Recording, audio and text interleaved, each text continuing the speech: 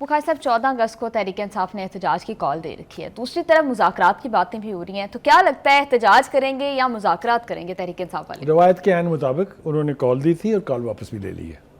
آپ نے دیکھ لیا نا کہ کل کیا کہا کیسر نے بھی اور دوسرے نے بھی، آدم سواتی نے بھی کیا کہا. اس نے کہا تھا وہ کال کبھی دی ہی نہیں تھی، اور حضرت کیسے کہا نہیں یہ تو قومی دن ہے تو ہم اس کو قومی دن کے طور پر منائیں گے. Anyway having said that, اس وقت جو مذاکرات کو لے کے بات چیت ہو رہی ہے اس کی پارٹی میں بہت کھچڑی پکی ہوئی ہے.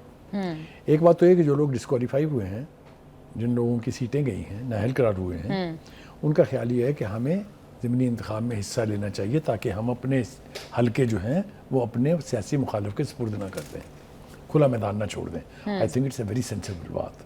سیاسی اعتبار سے اگر آپ دیکھیں تو اٹس ویری سینسیبل. ایون آپ نے کچھ دن پہلے یہی سجیشن دیا تھا. دوسری بات یہ کہ میں نے پنجابی میں ایک محاورہ ہے، وہ مڑ چڑ کھوتی بورڈ ہٹ، وہ لے دے کے پھر وہیں کے وہیں آگے ہیں. کئی دفعہ بیک اینڈ فورتھ گئے ہیں مذاکرات کے حوالے سے، ایک دفعہ کیے بھی تھے کچھ، اب پھر کہہ رہے ہیں کہ جی مذاکرات کرنے کے لیے ہم آمادہ ہیں. 2 3 4 دھڑے ہیں پی ٹی آئی میں، جن میں سے ایک دھڑا وہ ہے جو سمجھتا ہے کہ شاہ محمود قریشی جو ہے ہی از اے سینسیبل لیڈر، اور وہ حکومت کے ساتھ ڈائیلاگ کا انیشیٹو استعمال کر کے کسی منطقی نتیجے پر پہنچ سکتے ہیں. لہذا پارٹی میں اس کی بھی بات ہو رہی ہے. جی ان کا بار بار جو مختلف مقدمات میں ان کو جو رہا کیا جا رہا ہے، کچھ لوگوں کا خیال یہ ہے کہ وہ پارٹی کے اس دھڑے کی قیادت کریں گے جو سیاسی اعتبار سے جمہوری رویہ اختیار کرتے ہوئے مذاکرات کر کے مسائل کا حل چاہتا ہے. ایک بات. دوسری بات یہ ہے کہ آپ کو یاد ہوگا 6 پارٹی کے لیڈرز نے 5 یا 6 جیلوں سے خط لکھا تھا پی ٹی آئی کو. اس میں بھی ابتدائی طور پر یہی کہا تھا کہ آپ حکومت کے ساتھ بیٹھ کے مذاکرات کریں. اب یہ ایک سیمی کنسنسس ایمرج ہوتا ہوا دکھائی دے رہا ہے پارٹی کے اندر کہ بات چیت کے بغیر کوئی راستہ نہیں ہے.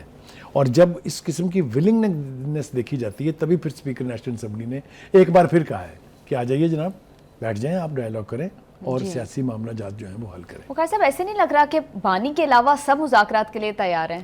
دیکھیے میں نے بالکل آپ ٹھیک کہہ رہی ہیں، لیکن بانی بھی الٹیمیٹلی یہ بات اب باور کر چکے ہیں، یہ سمجھ آ گئی ہے ان کو کہ نہ انہیں ڈھیل ملنی ہے نہ انہیں ڈیل ملنی ہے.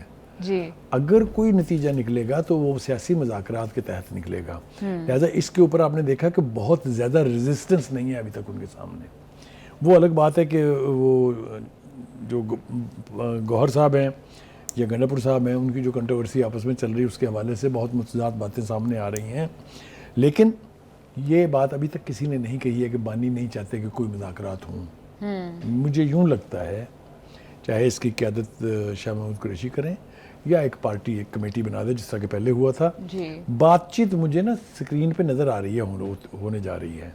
نتیجہ خیز ہوگی کہ نہیں ہوگی اس کا سارا دار و مدار جو ہے وہ بانی کے رویے پر ہے. بخاری صاحب اگر بانی نہیں مانتے تو کیا پارٹی کے دیگر لیڈرز میں اتنی ہمت ہے کہ وہ آ کے مذاکرات کر سکتے؟ پھر پارٹی سپلٹ ہوگی جس کا کہ بہت نقصان ہوگا. پھر اس میں جو میجر دھڑا ہے وہ آلریڈی مذاکرات کے حق میں ہے، اور یہی بات لے کے شاہ محمود قریشی کے حوالے سے یہ کہا جا رہا ہے کہ وہ کیپیبل بھی ہیں اور موسٹ سوٹیبل بندہ بھی ہے for any initiative to sit with the government and arrive at a conclusion which is respectable, which is favourable to P T آئی.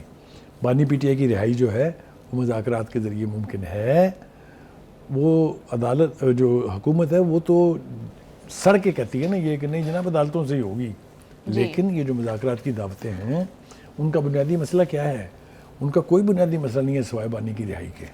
جی اور وہ اسی صورت میں ہوگی کہ حکومت کے ساتھ بیٹھ کے کسی نتیجہ خیز گفتگو کا آغاز کیا جائے. بالکل، جمہوریت کا حسن بھی یہ ہے کہ بیٹھ کے بات چیت کی جائے. تھینک یو سو مچ بخاری صاحب فار یور انالیسس. پروگرام کا ٹائم ہو گیا ختم، ہمیں دیجیے اجازت، آپ سے ملاقات ہوگی انشاءاللہ کل. اللہ حافظ.